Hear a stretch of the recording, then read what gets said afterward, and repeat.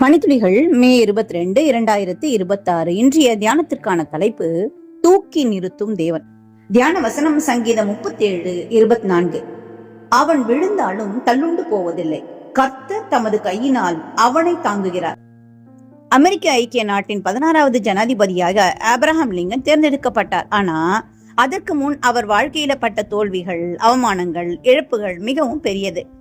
தனது 21வது வயதுல வியாபாரத்துல தோல்வி அடைந்தார். மாநில தேர்தல்ல தன் 22வது வயதுல தோல்வியுற்றார். மறுபடியும் 24வது வயதுல வியாபார இழப்பு ஏற்பட்டது. 1835ஆம் ஆண்டுல மனைவியை இழந்தார். 1836ல நரம்பு தளர்ச்சி ஏற்பட்டதாம்.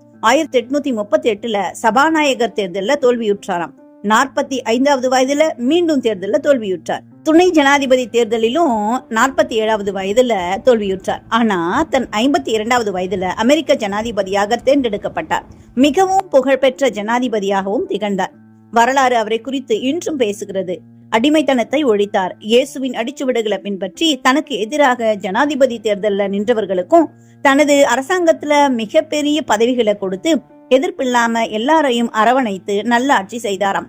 தனக்கு எதிராக நின்ற ஸ்ரீவர்ட் என்பவரை செக்ரட்டரியாகவும் செயலாளராகவும், பேட்ஸ் ஆட்டனி என்பவரை ஜெனரலாகவும் பொறுப்புகளை கொடுத்து அவர்களை சிறப்பாக பணிபுரிய வைத்தாராம். இயேசு சொன்னபடி சபிக்கிறவர்களை ஆசிர்வதியுங்கள், சத்துருக்களை சிநேகியுங்கள் என்பதை தன் வாழ்க்கையில கடைபிடித்தாராம். மேலும் சர்வ வல்லவரின் கையில தன்னை ஒரு கருவியாக கண்டாராம் ஆப்ரஹாம் லிங்கன். அடிமைத்தன ஒழிப்பு தேவனின் சித்தம் என்று விசுவாசித்தாராம். இவ்விதமாக தன் வாழ்க்கையில எத்தனையோ தோல்விகளை சந்தித்தாலும் ஏற்ற சமயத்துல தேவன் தன்னை தூக்கி நிறுத்தினார் என்று விசுவாசித்தாராம். இவருடைய சிறப்பான குணம் எப்பொழுதும் ஜெபித்து விட்டு தான் தன்னுடைய வேலையை தொடங்குவாராம். வேத மிஷனரிகள் கூட அநேகர் விழுந்து போனார்கள். ஆனால் தேவன் அவர்களை தூக்கி நிறுத்தினார் அல்லவா. ஆபிரகாம் சாராளின் பேச்சை கேட்டு செவிசாய்த்து ஆகாரை மனைவியாக கொண்டார். தேவ வார்த்தைக்கு சற்று பின் வாங்கினார். ஆனாலும் தேவ ஆசீர்வாதத்தின்படி ஈசாக்கை கொடுத்தார். அது தேவனுடைய ஈவு. ஆபிரகாம் தேவனுக்கு பயந்து கீழ்ப்படிந்து நடந்து விசுவாசத்தின் தகப்பன் என்று அழைக்கப்பட்டு ஆபிரகாமின் தேவன் என்று தேவனை அழைக்கும் பெயரையும் பெற்றாராம். மோசே தான் திக்குவாய் என்றும் சரியாக பேச முடியாதவன் என்ற போதிலும் எகிப்தில் இருக்கும் இஸ்ரவேலரை அழைத்து வர அனுப்பப்பட்டார்.